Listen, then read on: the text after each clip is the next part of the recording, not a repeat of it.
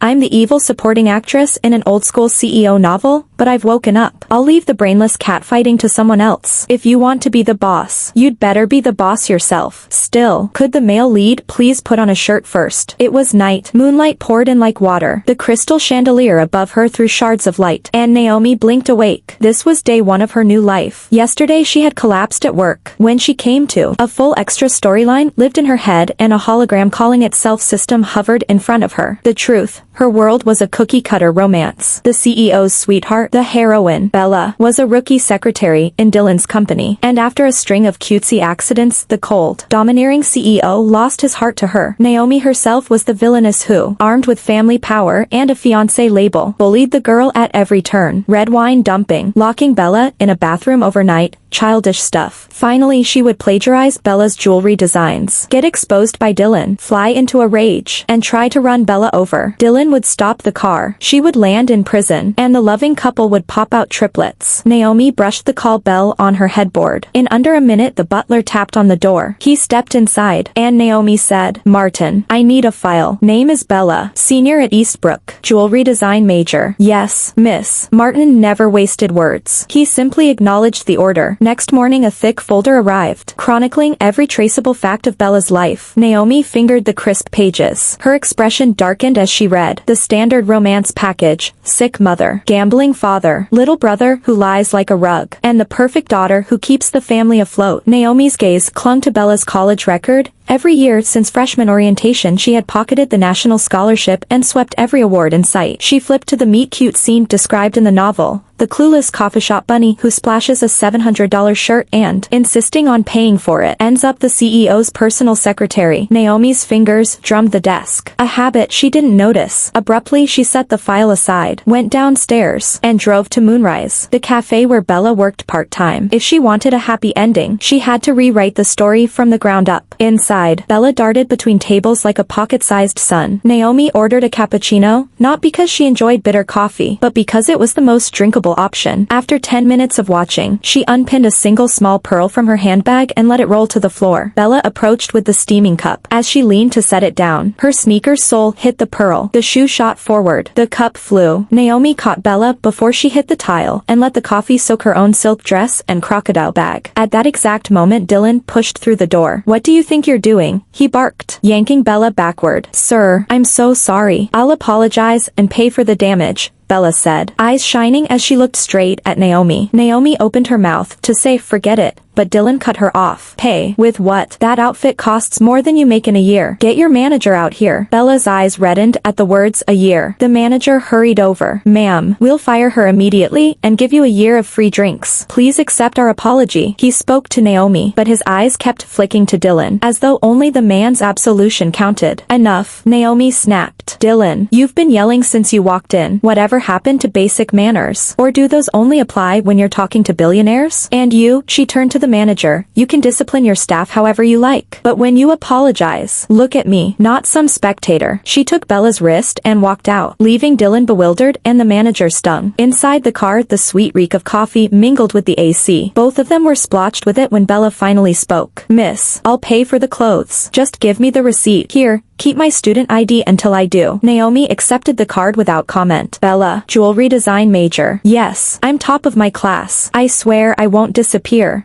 Ever heard of Vanguard?" Naomi cut in. "I'm design director Naomi. You claim you're good. Come work for me. Base salary $20,000. Commissions on sales. Interested?" Bella's mouth hung open. The job she dreamed of had just fallen into her lap. If she shone at Vanguard, her mother's medical bills, and Naomi flicked her fingers, snapping Bella out of the daze. "So, have you thought it over?" Naomi asked with a light laugh, utterly confident the heroine wouldn't turn the job down. The author had lavished pages on Bella's raw design gift. Naomi was sure she was betting on a sure thing. "Thank you for this opportunity. I'll treasure it and never let you down." The little sun heroine flashed her standard bright smile, brushing every shadow from her heart. "Come on, your outfit's ruined. Come to my place and change. Then I'll show you around." An hour later Bella and Naomi stood beneath the Vanguard Tower. The secretary came forward, but Naomi merely waved her to the side and began the tour herself. "This is headquarters. Every department works here, and every one of our 72 malls hosts our counters. You're joining the jewelry design division. You'll also work with fashion design, visual merchandising, and marketing. All All of them report to me. Right now I need you to follow the secretary, finish onboarding, and pull together every project you're proud of from the past few years. The assistant was lightning fast. She whisked Bella to HR while Naomi's inbox populated with Bella's recent portfolios. Scrolling through the award-winning pieces, Naomi was speechless. The concepts were years ahead of their time, zesty palettes, uplifting symbolism, nothing like the minimalist basics trending now. One piece she singled out: a neo-Chinese statement collar built around emerald, pearl, and faux kingfisher feather inlay. It carried the gravitas of classical Chinese jewelry without tipping into gaudy excess. According to offhand hints the system let slip, neo-Chinese hadn't yet caught on in this parallel timeline. For a designer to be so prescient was rare. She was still absorbing the thought when someone knocked. It was Dylan. Naomi.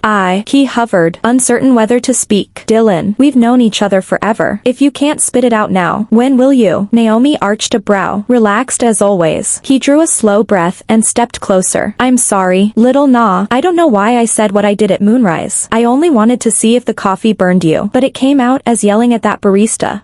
He couldn't explain it. He'd simply meant to find her, yet somehow detoured into Moonrise, arrived just as coffee splashed down her blouse, and the words that emerged were accusations, not concern. He'd wanted to humiliate an innocent kid, utterly unlike him. Dylan, I get it. We grew up side by side. I know who you are. I can't spell out the reason.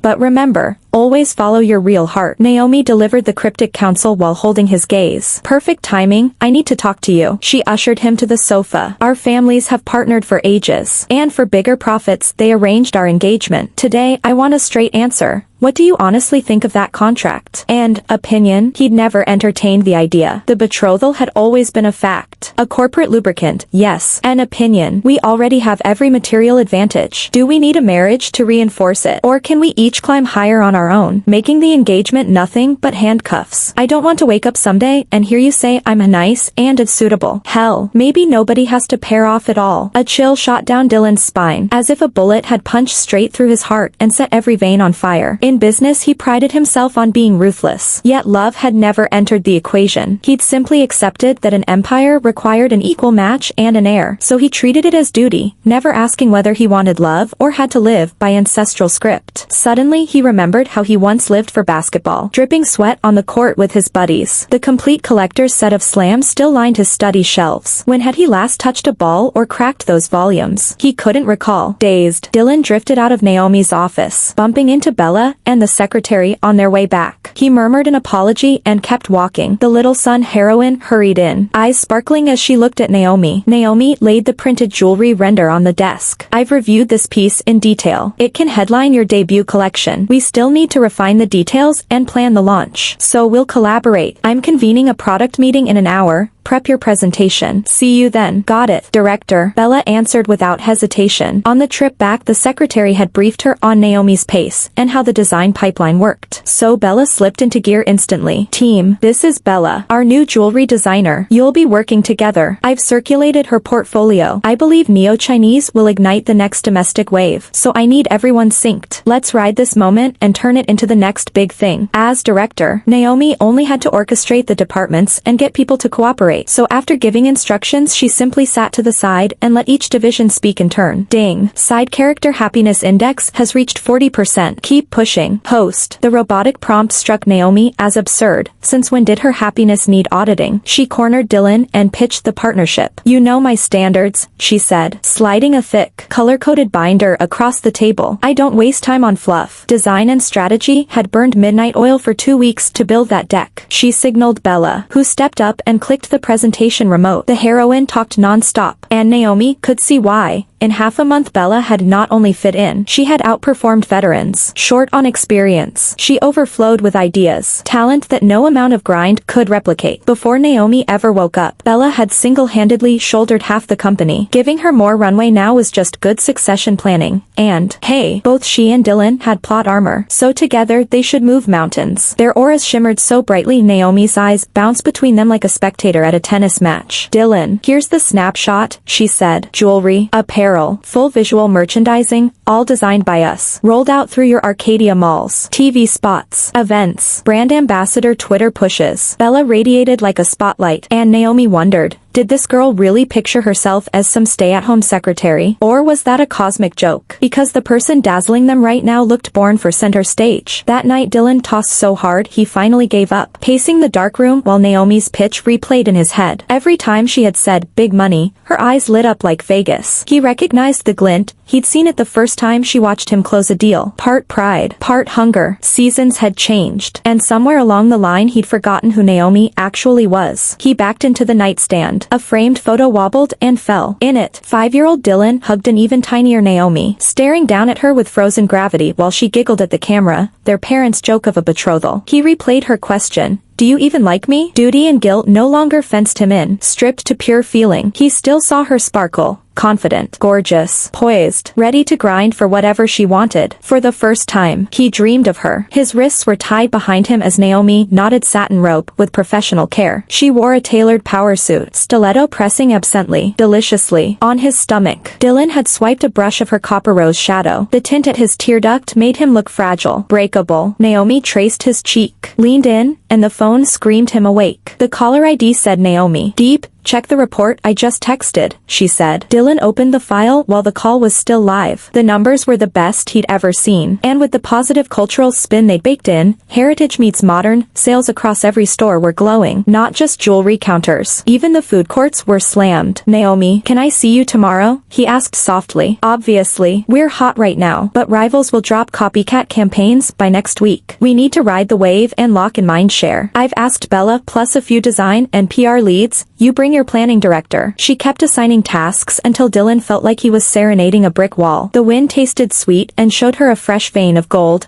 Idle power. One A-list ambassador had juiced traffic by 30% using her free system pass. Naomi learned that in the unaltered timeline star influence kept growing. Decision made. Channel this quarter's Vanguard profit into buying a management agency. Dylan tracked her down the next afternoon. Through one-way glass Naomi and Bella watched a boy band drill shirtless choreography. Naomi's tablet held freshly printed profiles, height, weight, fanbase metrics, viral potential. Dylan's stomach twisted. He yanked her from the studio and out into the corridor, then froze under her questioning gaze. Years of boardroom decisiveness warred with teenage cluelessness. The tug-of-war nearly tore him in two. "Little South," he blurted, using the childhood nickname, "I've got your answer. Whether it's us as childhood friends, business allies, or lovers, I choose all of it. When you asked if I liked you, I panicked, because being with you always felt inevitable, but thinking it through, I know, my heart only races this hard when it's beating for you." Naomi was so dizzy from Dylan's sudden confession that her ears rang. She shoved him away, cheeks on fire. I've gotta go." She grabbed Bella and bolted. Bella took one look at Naomi's tomato-red face and grinned like a tabloid reporter. "Spill, sis. What did the great CEO say to make you blush like that?" He told me he loves me. "And you turned him down or said yes?" Bella bounced on her toes. "I honestly don't know if I should accept." After all, Naomi stopped short, then asked, "Do you believe in fate?" "I used to," Bella answered, dead serious. "Then I met you. Now I believe we write our own happy endings." For some reason the words felt like salvation. Back home Naomi powered off her phone to clear her head, but the next morning a string of texts from Dylan was waiting. "Why won't you pick up? Are you mad? I know that confession came out of nowhere. I'm already planning a proper one. Give me a day. I overreacted. Those pretty boys are clearly after you. If you like one of them, sorry. My pride can't share you. Okay, maybe one. That's my limit. Or put me first and everyone else second. Deal." Naomi pressed 2 fingers to her temples. What soap opera was he filming in that brain of his?